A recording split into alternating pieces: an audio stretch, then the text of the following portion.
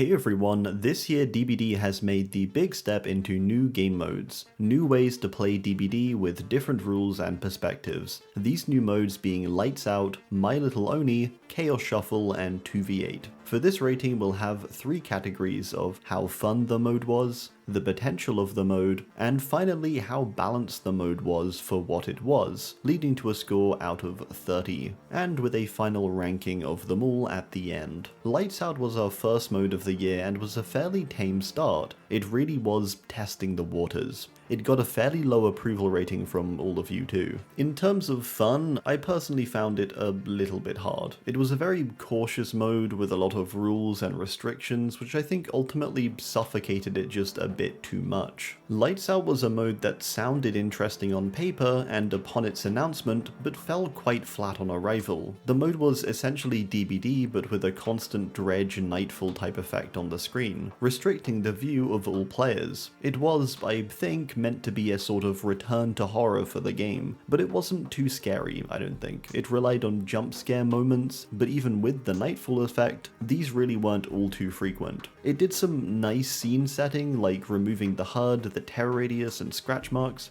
but it ended up just sort of being a more boring version of the base game, a honed down mode that ended up being quite boring, so fun-wise, 3 out of 10. In terms of potential, I do think there's more there. I personally wouldn't want the same version of the mode to release again, but I would be interested in seeing an adapted version of it, one where it's more directed toward a hide and seek type mode, or something like that, or a mode given some different objectives aside the base DBD loop. Or alternately keep the idea of darker maps, but make it more like the old visuals of DBD, this sort of creepy darkness rather than the blank blanket of fog. Potential 6 out of 10. It is there, and I don't want the mode to simply go away, I think. For balance, yeah, it was fine, I suppose. I don't think either side was really too strong. Each side had strengths like the lack of scratch marks and terror radius, and also both sides generally benefited from the lack of vision and stealthier gameplay. Survivors could win a bit easier, I think, due to the ability to stealth very easily. It honestly just depended on how easily scared the survivors were. If they stuck on gens, it was sort of a survivor sweep, I found at least. Mostly fine though, so a 7 out of 10. Overall, a decent first mode, but one which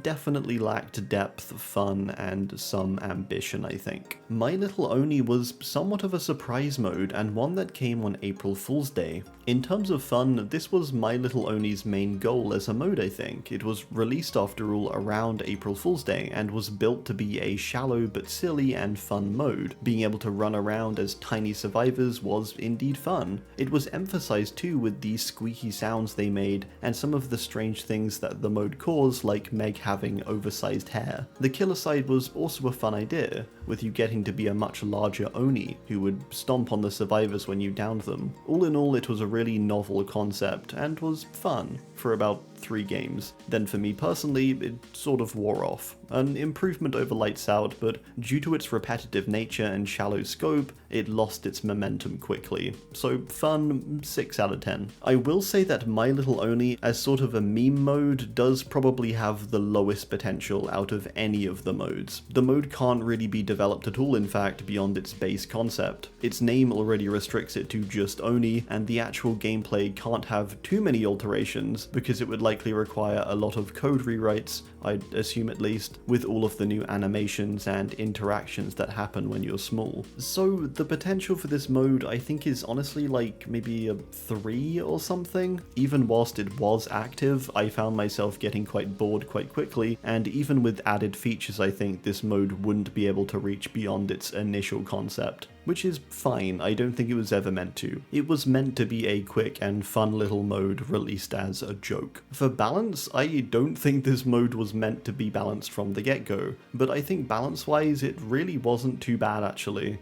Both sides could do fairly well so long as you played well. There were less generators to be done, and they were quicker, but in return for killer you could instantly kill anyone you downed. In some ways I do wish generators just weren't a part of this mode, as games were often so short it felt a bit pointless to have them. It's hard to judge the balance here, as I think it was pretty thrown together. It needs definite refining, but it was fine. 7 out of 10. Chaos Shuffle was the mode voted the highest by all of you, with the best approval rating out of of all of the modes. This mode kept DBD basically the same, honestly. What it did do was make it so all player perks were completely randomized. I think what made this mode so fun was the fact that it brought DBD back to its far more casual roots. There was no MMR to the best of my knowledge, and everyone had to use perks that were random, meaning no more preset meta builds or slow down stacking or second chances constantly. It was just a fun mix of all the game had to offer. You went into each trial with a new possible playstyle, and so did everyone else. This is something I've always wanted for the game, and to see it in action was just incredible. I wish we could just select random perks as a default mechanic, but having it as a full game mode was great too, especially as it made sure everyone was also randomized, which does add to the fun. For fun, it's a genuine 10 out of 10 for me. DBD at base is already great. Add the random and the more chilled nature of the mode, and every game was enjoyable to me. In terms of potential, it's basically endless for this mode, due to how it's already so open to begin with. It can be tested for the future with alterations like more randomness to powers, add-ons, items, and so on. Like I said before, it's almost just original DBD just with some randomness, and because DBD has so many elements that can and could be randomized, it does have a lot of potential, I think. Even in its base and current form, the potential for it to be enjoyable is nearly endless. In some ways this mode doesn't need potential, as I do sort of think they've nailed it out of the gate, but I would like to see some other tests happen for it. 9 out of 10, not quite 10,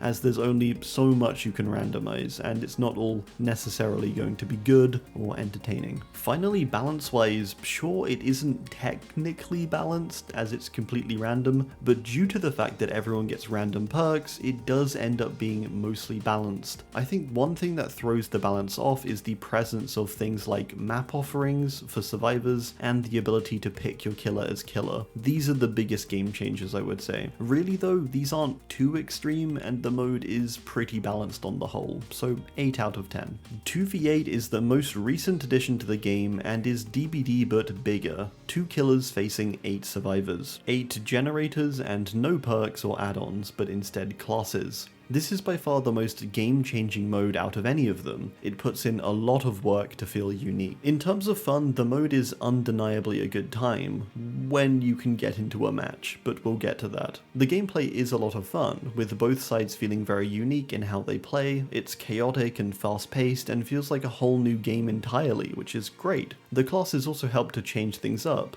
although can admittedly feel a bit restrictive at times. The same goes for the killer side, especially as you're forced to pick between 5 very basic killers. It's fine for now when the game mode is new, but I do hope it's expanded for the future. The mode's main issue is the killer queue times are horrendous, like 20 minutes to get into a match bad. So much so that Survivor was given a plus 400% BP bonus just to play on that side. This does take away from the fun, especially as games often go quicker, I would say, than regular DBD, so queuing to get into a match that's sometimes half the length of the queue time doesn't feel great. With this aside though, the mode is a ton of fun and a whole new perspective on DBD. It's just really awesome and a way to play the game most have wanted for quite some time, so to get it, it's just incredible. 9 out of 10, just fix the queue times and we're golden. The potential for the mode is also another huge positive. The mode is completely teeming with potential, and even in its currently fairly bare bones testing state, it's incredibly fun. We've only got 5 killers and a handful of maps, but it's genuinely some of the most fun I've had on the game in a good while. With all of the new content to be added with over 30 plus killers, potential for new classes to be added in too, and further experimenting into introducing things like flashlight saves or new objectives, the mode could just grow from here. It's by far got the most potential out of any of the modes, I think, from its current standpoint. 10 out of 10. Finally, the game mode's balance. I'm shocked to say, but it's actually pretty good. It's not perfect, and I do think due to it being expanded player numbers, the games can be even more erratic as a result. 1 bad killer player and survivors sweep. 2 bad survivor players and killers dominate. It feels just like how DBD is, but well,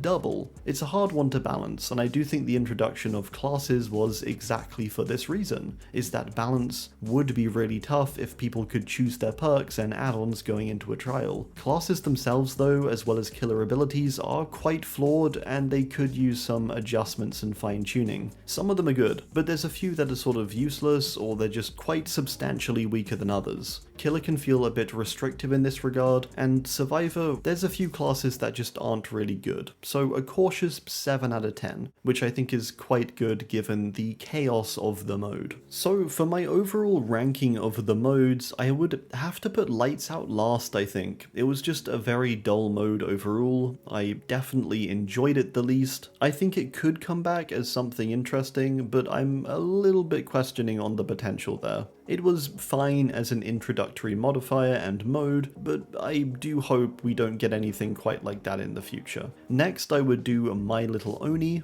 This one was a bit more fun. It had a more interesting base interaction of big killer, tiny survivor. It was funny, it did something a bit different. It was a silly one-off mode probably, but you know, it was fun. Next I would place 2v8. I think 2v8 just needs some more refining, but it is a ton of fun. Again, the main issue is just the queue times. The queue times really suck. I really hope they fix the queue times somehow. It's an incredibly good mode, but that could honestly just kill it in its tracks if that can't be sorted. Then finally at the top we have Chaos Shuffle, a very simple mode, but one that does its job perfectly and is just a ton of fun. I had so much fun playing Chaos Shuffle, I really did. What a great idea and what a great mode, and please just give us the ability to add random perk slots into our loadout to begin with. That'd be amazing. Alright, so there you have it. I do hope you enjoyed. Thank you for watching, and let me know your thoughts as always down below. Thanks, and goodbye.